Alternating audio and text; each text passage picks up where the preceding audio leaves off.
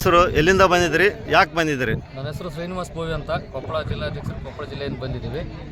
ಯಾಕೆ ಬಂದಿದ್ದೀರಿ ಅಂದರೆ, ಇವತ್ತು ನಮ್ಮ ಹಿರಿಯರೆಲ್ಲ ಇದಕ್ಕೆ ಮುಂಚೆ ಹೇಳಿದ್ರು, ಇವತ್ತು ರಾಜ್ಯ ಸರ್ಕಾರ, ಕೇಂದ್ರ ಸರ್ಕಾರ ರೈತರ ಜೀವನ ಜೊತೆಗೆ ಆಟ ಆಡ್ತಾ ಇದೆ.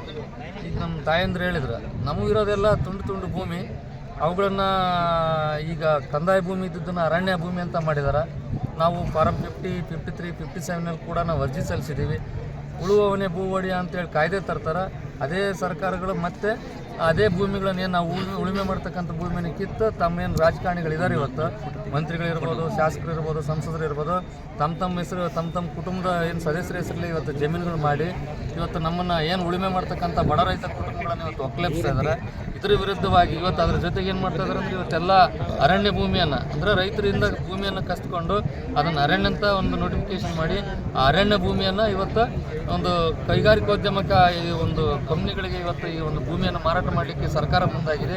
ಈ ಸರ್ಕಾರದ ವಿರುದ್ಧ ಮತ್ತು ಕೃಷಿ ಕಾಯ್ದೆಗಳನ್ನು ಏನು ಇವತ್ತು ಜಾರಿಗೆ ತಂದಿರತಕ್ಕಂಥ ಕೇಂದ್ರ ಸರ್ಕಾರದ ವಿರುದ್ಧ ಹೊಡೆತಟ್ಟಿ ಕಾಗದ ಪತ್ರಗಳನ್ನು ಹರಿದಾಕಿ ನಾವು ಸರ್ಕಾರ ಅಧಿಕಾರಕ್ಕೆ ಬಂದು 24 ಗಂಟೆಗಳಲ್ಲಿ ನಾವು ಕೃಷಿ ಕಾಯ್ದೆಗಳನ್ನು ಹಿಂಪಡ್ತೀವಿ ಅಂತೇಳಿ ಏನು ಸಿದ್ದರಾಮಯ್ಯನವರು ಹೇಳಿದರು. ಇವತ್ತು ಅಧಿಕಾರಕ್ಕೆ ಬಂದು 1.5 ವರ್ಷ ಕಳೆದರೂ ಕೂಡ ಇಲ್ಲಿವರೆಗೆ ಯಾವುದೇ ಕಾರಣಕ್ಕೂ ಕೃಷಿ ಕಾಯ್ದೆಗಳನ್ನು ಹಿಂಪಡೆದಿಲ್ಲ. ಹೀಗಾಗಿ ಹಲವಾರು ಕಾರಣಗಳಿಂದ ನಮ್ಮ ರಾಜ್ಯಾಧ್ಯಕ್ಷರಾಗಿರ್ತಕ್ಕಂಥ ಶ್ರೀಯುತ ಕೋಡಿಹಳ್ಳಿ ಚಂದ್ರಶೇಖರ್ ಅವರು ಇವತ್ತು ಕರೆ ಕೊಟ್ಟಿದ್ದರು, ಸುವರ್ಣಸೌಧೆ ಮುತ್ತಿಗೆಯನ್ನು ಹಾಕೋಣ ನಾವೆಲ್ಲ ರೈತರು ಸೇರಿ ಅಂತೇಳಿ. ನಮಗೆ ನಮ್ಮ ರಾಜ್ಯಾಧ್ಯಕ್ಷರು ಕೋಡಿಹಳ್ಳಿ ಚಂದ್ರಶೇಖರ್ ಸರ್ ಯಾವ ರೀತಿ ಅಂದರೆ, ನಮ್ಮ ಭಾಗದ 2ನೇ ಗಂಡುಗಲಿ ಕುಮಾರರಾಮ ಇದ್ದಂಗೆ ಅವರ ನೇತೃತ್ವದಲ್ಲಿ ನಾವು ಇವತ್ತು ಹೋರಾಟ ಮಾಡಲಿಕ್ಕೆ ಬಂದಿದ್ವಿ. ಈ ಸರ್ಕಾರದ ಮೇಲೆ ನಮ್ಗೆ ವಿಶ್ವಾಸ ಇಲ್ಲ. ಮೊದಲು ನಾವೇನು ಸಾಗುವಳಿ ಮಾಡ್ತಕ್ಕಂಥ ಭೂಮಿ ಇದ್ದೇವೆ, ಇವತ್ತು ನಮ್ಮ ಭೂಮಿಗಳನ್ನೇನು ಫಾರಂ 50, 53, 57ನಲ್ಲಿ ಅರ್ಜಿ ಸಲ್ಲಿಸಿದ್ದೀವಿ.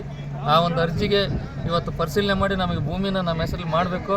ನಮ್ಮ ಕೃಷಿ ಕಾಯ್ದೆಗಳನ್ನು ನಮಗೇನು ಮಾರಕಾಗಿರ್ತಕ್ಕಂಥ ಕೃಷಿ ಕಾಯ್ದೆಗಳನ್ನು ಹಿಂಪಡಿಬೇಕು. ಒಂದು ವೇಳೆ ಹಿಂಪಡೆಯೋದು ಹೋದರೆ ತಮ್ಮ ಈ ಸರ್ಕಾರದ ವಿರುದ್ಧ ಇನ್ನಷ್ಟು ಹೆಚ್ಚಿನ ರೀತಿಯಲ್ಲಿ ನಮ್ಮ ರಾಜ್ಯಾಧ್ಯಕ್ಷರಾಗಿರ್ತಕ್ಕಂಥ ಕೋಡಿಹಳ್ಳಿ ಚಂದ್ರಶೇಖರ್ ನೇತೃತ್ವದಲ್ಲಿ ನಾವು ಹೋರಾಟ ಮಾಡಲಿಕ್ಕೆ ರೆಡಿ ಇದ್ದೀವಿ ಅಂತೇಳಿ ಈ ಸಂದರ್ಭದಲ್ಲಿ ಎಚ್ಚರಿಸ್ತಾ ಇದ್ದೀವಿ.